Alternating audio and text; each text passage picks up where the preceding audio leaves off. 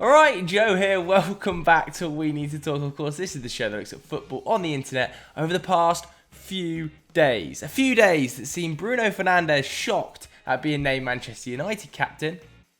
The captain sits next to me. Bruno will captain the team tomorrow. Désolé, je voulais pas me répéter, j'ai raté la première partie. Gabriel revealing that it was actually agent Nicolas Pepe that convinced him to join Arsenal. Yes, I spoke with Pepe before I moved. I asked him how it was at the club, and of course he had influence to my decision. And Connor Cody not happy that Max Kilman was named man of the match. Connor, tell us about Max Kilman, who played alongside you in the last 2 games and got man of the match tonight. Did he? Oh, he's right. I thought it was him! Anyway, today we need to talk about the European Premier League. We may as well call this one Project Hydra, because just when we thought we cut off the head of Project Big Picture, something even scarier has appeared in its place. The European Premier League. If you don't know what Project Big Picture is, then you can't be helped. I don't know where the hell you've been. Basically, it was a plan proposed by Liverpool's and Manchester United's owners recently. You can go and watch my FD Explained on it. There's a link in the description below. Well, of course, PBP was rejected by all 20 Premier League clubs, including Manchester United and Liverpool, interestingly. However, now we can see why England's most successful clubs were trying to shrink the league size down to 18 and remove those cup competitions because they knew this was on the horizon. So let me introduce you to the European Premier League, an 18-team league system formed mostly of Europe's most elite footballing sides that could launch as early as 2022. Right, the breaking news is that Liverpool and Manchester United are in talks involving Europe's biggest football clubs to join a new FIFA-backed tournament that would reshape the sport's global landscape. Wall Street Bank, JP Morgan, they're the boys that are funding this adventure to the tune of $6 billion worth of backing. Now that's going to have to be repaid in the future from broadcast income generated by the tournament, but that is a significant chunk of money. But not only does it have financial backing, most importantly, it has backing from football's own governing body, FIFA, as well. Gianni Infantino, the FIFA president, has reportedly held talks about reforming elements of the game, and the latest version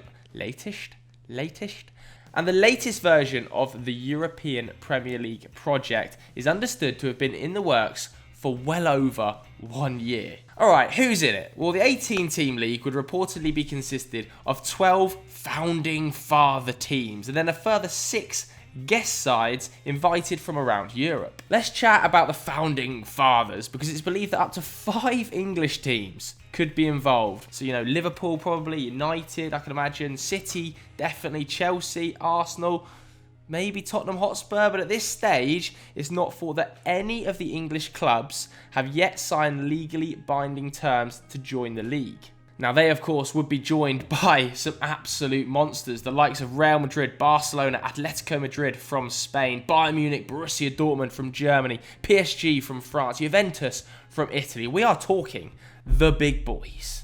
But how the hell would this all work? Well, firstly, it's being reported that this would not run instead of domestic competition, so it wouldn't replace the Premier League, it would instead run alongside it. Of course, this really does play into why Manchester United and Liverpool wanted those fixtures shortened in domestic football, doesn't it? Because they knew that this was just around the corner. And to be honest with you, it's yet to be confirmed, but this is extremely likely to come as a Champions League replacement. However, central to this new league being formed remains that question of whether its fixtures are going to be played midweek in the existing slots allocated to the Champions League, or whether, that big prize money of drawing the audience from Asia and the US means that its games could well be pushed to the weekends. We don't really know the finer details of this proposition yet, like when the games will be played, but either way, the European Premier League would likely be formed of 18 teams. Therefore, we're going to see over 30 new fixtures a season added in to the footballing calendar if you think they're going to be playing home and away in this league format. That is a huge addition to what is already a jam-packed footballing schedule. And I mean, how do they even get around that many new fixtures?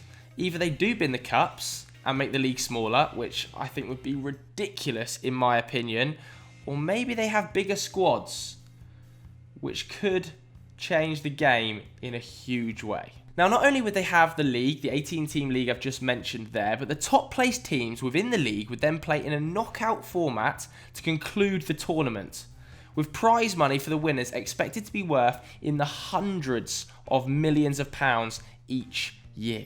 Now, if you rewind the clock back a little bit, an earlier blueprint of the European Premier League was revealed by German media back in 2018, where the founder clubs couldn't be relegated from this league for 20 years. Now, it remains to be seen whether or not this is actually going to be put into the new proposal, but 20 years.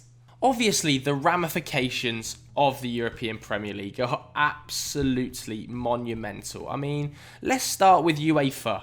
Now, I must say at this stage it remains unclear as to whether the European Premier League, backed by FIFA, would have UEFA's support. But if it did, I mean, it would be an unprecedented move in terms of cross-governing body cooperation. You know, FIFA and UEFA generally clash on issues. They don't often work together. If it didn't get UEFA's approval, then this would be one hell of a power move by FIFA, given that it would basically usurp UEFA's top revenue generator in the Champions League. It does appear to have the endorsement and involvement of FIFA, the world football governing body, rather than its European counterpart UEFA. And clearly one of the consequences, if this European Premier League did get off the ground, would be that it would completely destroy the economics and the appeal of UEFA's Champions League. So I think keep your eyes on the UEFA versus FIFA issue here, but not only would it get UEFA's back up, it would almost certainly damage domestic revenue to clubs not involved. Because of course the result of this new format, if indeed it does get off the ground, would be to give England's wealthiest clubs even more money, and fans will argue that it's just stretching the gap further between the truly elite clubs and the standard domestic sides. I understand that there are arguments on both sides. You know, one person here close to the project said there would be very substantial solidarity payments built into the EPL structure to demonstrate that its creation would benefit the wider game. Even then though, surely for us fans, it's not a great step. Because this would basically stop smaller sides from denting the big boys' stranglehold. I couldn't imagine, you know, a Leicester City story happening in the European Premier League when the founding fathers can't be relegated for 20 years. And of course, let's not forget that every major fan group from the big six clubs as well in the Premier League voted categorically against Project Big Picture. The fans did not want that. And in my opinion, the fans aren't going to want this. The Champions League as it is right now is doing quite well. But I want to hear from you guys at home. What are your thoughts on the European Premier League? Would you be for it? Would you be against it? How would you change it? Let me know in the comments below. I'm going to be replying to them for the first 2 hours the video is live at least. Alright, so that's it for today's episode of We Need to Talk. I appreciate I've brought it forward in the week because I just felt like this was such monumental news and I wanted to find out your opinions on it. If you did enjoy it, make sure you go and watch FD Explained on Project Big Picture. Thanks very much for watching. I'll catch you later.